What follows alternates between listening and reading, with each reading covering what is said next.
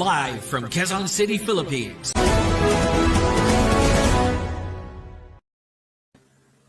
Magandang gabi Pilipinas at sa buong mundo. Mula sa Margo TV Broadcasting Network at sa kapisanan ng mga broadcaster sa Pilipinas, ito po si Tisay. At ako naman, si Ronald Ko. At ako naman po, si Vicky Siya. Para sa inyong kasangga sa balita. Tigil putukan, balik sa negosasyon, Senator Risa nanawagan ng sigalot ng US-Israel versus Iran. Minerong nagmamaneho ng bulldozer na ilibing ng buhay dahil sa landslide. OFW sa Saudi Arabia, binalaan sa pag-upload ng mga larawan at videos. EDCA site sa Pilipinas, di target ng Iran laban sa US. DMW, tiniyak agarang suporta, tulong sa naulila ng nasawing Pinay caregiver sa Israel.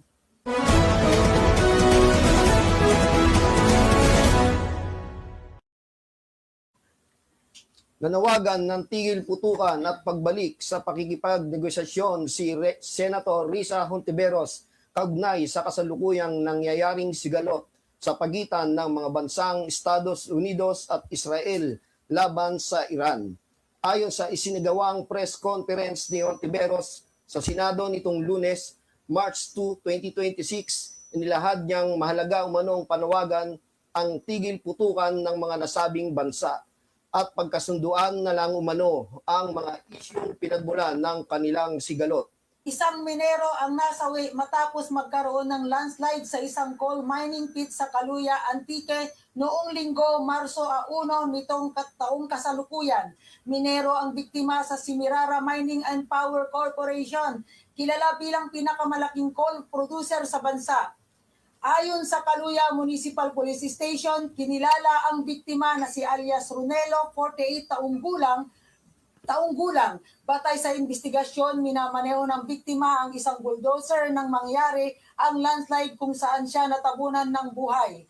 Kaugnay nito, pinabulaanan naman mga awtoridad na 3 katao raw ang nasawi sa nasabing landslide at iginiit na tanging si Runelo lamang ang nag-iisang biktima at wala na rin naiulat pang nasaktan sa naturang trahedya.